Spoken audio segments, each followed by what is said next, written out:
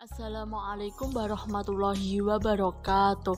Kami dari kelompok 13 mata kuliah studi Quran Hadis akan menyampaikan hasil kerja kelompok kami yang berjudul Hadis Muttasil, Munqati, dan Maudhu. Berikut nama-nama anggota kelompok kami. 1. Firman Syamsuduha, 2. Alvina Karismatulaila, 3. M. Zulfa Amada, dan yang keempat Kevin Adnan Rashid. Hadis Muttasil. 1. Pengertian hadis muttasil. Secara bahasa berasal dari kata ittaswala yattasilu itswalan fahuwa muttasilun, yang artinya bersambung. Sedangkan menurut istilah yakni sesuatu yang bersambung sanadnya sampai akhir, baik marfu atau disandarkan kepada Nabi Muhammad SAW maupun mauquf atau disandarkan kepada seorang sahabat. Contoh hadis muttasil.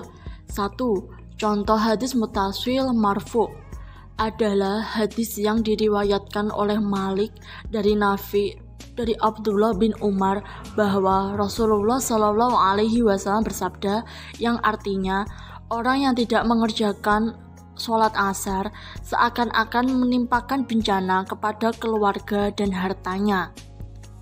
2. Contoh hadis muttasil mauquf, yakni hadis yang diriwayatkan oleh Malik dari Nafi bahwa ia mendengar Abdullah bin Umar berkata, yang artinya barang siapa yang mengutangi orang lain, maka tidak boleh menentukan syarat lain, kecuali keharusan membayarnya. 2. Hadis munqati.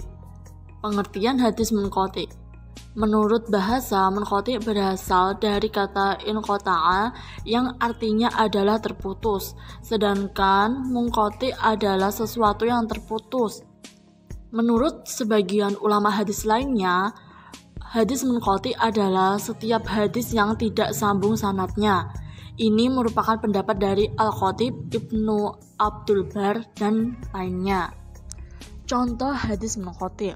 Adapun contoh hadis munqati sebagaimana telah diriwayatkan oleh Siti Fatimah radhiyallahu anha yang telah saya cantumkan di makalah dan juga di video. Selanjutnya, kedudukan hadis munqati. Para ulama bersepakat bahwa hadis munqati tidak bisa dijadikan sebagai dasar dan pedoman. Mengapa? Karena ada satu rawi yang gugur, terputus, atau tidak sambung dengan Nabi Muhammad SAW, sehingga kedudukannya bisa dikatakan sebagai hadis dhaif. 3. Hadis maudhu. Pengertian hadis maudhu. Maudhu menurut bahasa artinya sesuatu yang diletakkan. Sedangkan menurut istilah, sesuatu yang diciptakan dan dibuat lalu dinisbatkan kepada Rasulullah secara dusta. Dapat kita tarik kesimpulan bahwa hadis maudhu adalah hadis yang disandarkan kepada Rasulullah SAW secara dibuat-buat dan dusta, baik itu disengaja maupun tidak disengaja, padahal beliau tidak mengatakan, tidak memperbuatnya, dan tidak mentakrirkannya. Macam-macam hadis maudhu.